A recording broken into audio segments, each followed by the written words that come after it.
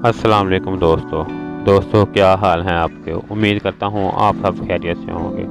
दोस्तों आज मैं आपके लिए एक ऐसी रेमेडी लेके आया हूँ जिसके रेगुलर इस्तेमाल से आपकी स्किन गोरी और ग्लो करनी शुरू हो जाएगी। तो चलें दोस्तों, वक्त ज़ाया किए बगैर इसको शुरू करते हैं और बताते हैं आपको किन किन चीज़ों की ज़रूरत चाहिए। तो चलें दोस्तों, सबसे पहले हम एक बोल लेते हैं और इसमें 1 टीस्पून तिब्बत स्नो डाल लेते हैं।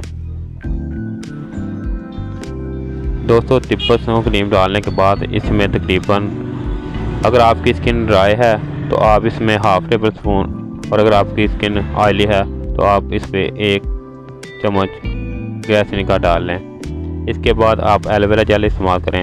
एलोवेरा जेल अगर आपके पास ये वाली मौजूद है तो ठीक है, अगर आपको ये वाली ना मिले तो आप घर वाली में जो होती है वो भी इस्तेमाल कर सकते हैं।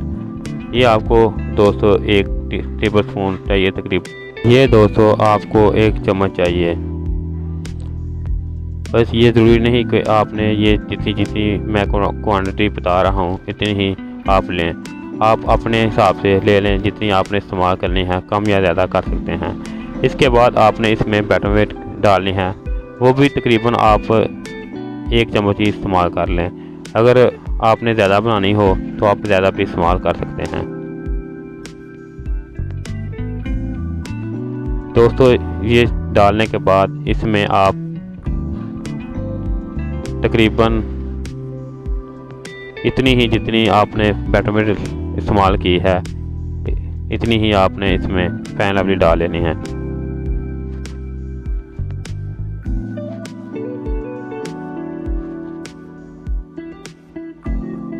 दोस्तों ये सब चीज़ें इसमें डालने के बाद आपने इसे अच्छी तरह मिक्स करना है, और मिक्स करने के बाद आपने, अगर आपने इसे इसी तरह लगाना है तो ठीक है।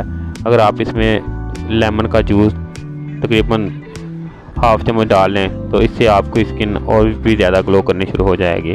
मैंने लेमन इसलिए नहीं डाला क्योंकि लेमन डालने से इसकी जो सेल्फ टाइम है वो कम हो जाएगी, यानी ये स्टोर नहीं हो सकती, वो जल्दी ख़राब हो जाएगी। इसलिए मैं आपको यही कहूँगा कि आप लेमन अपनी मर्ज़ी के हिसाब से इस्तेमाल कर लें। अगर आपने उसी वक्त लगानी है तो फिर आप लेमन डाल लें वरना ना डालें। दोस्तों इस पेस्ट को आप चेहरे पे 10 से 15 मिनट लगा रहने दें। इसके बाद आप इसे ठंडे पानी के साथ धो लें।